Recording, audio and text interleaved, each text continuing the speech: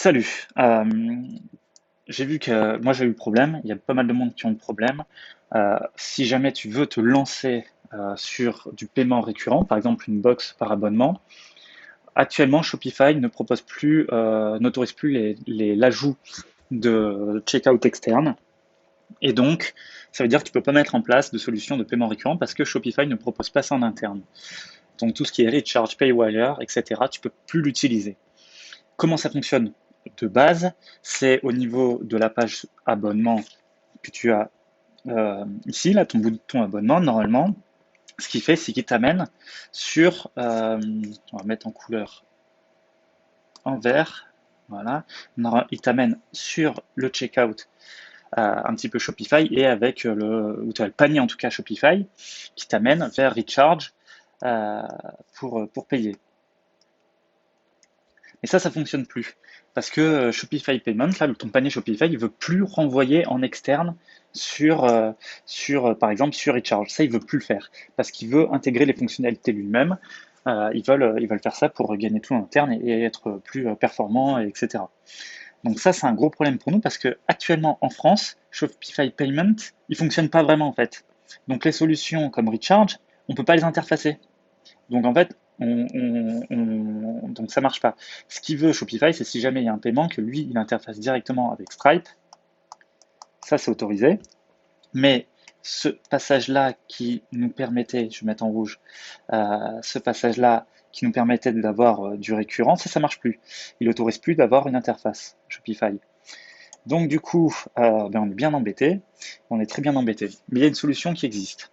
La solution, c'est d'utiliser directement en fait l'abonnement qu'il y a dans Stripe, parce que Stripe permet d'avoir un abonnement, produit achat. Donc sur Stripe, en fait, il faut créer le produit ici avec abonnement. Et lui, ça va faire récurrent. Et ça nous sort en fait une API. Là, ici, on a une API. Le problème, c'est qu'avec une API, c'est pas un lien. Donc, on ne peut pas faire le passage entre la page de vente qu'on a ici et finalement le Stripe et son API. Ça, c'était ce qui était fait via Recharge.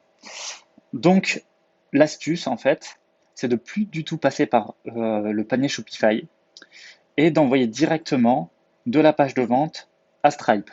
Comme on l'a vu, on ne peut pas mettre une API directement, il faut donc interfacer quelque chose. Ce quelque chose, c'est ClickFunnels, parce que ClickFunnels, lui, on peut rentrer avec un lien et sortir avec une API. Ce qui veut dire que ici, l'abonnement qu'on a ici, ça, on remplace ça par un bouton. Ça, c'est un bouton classique avec lien.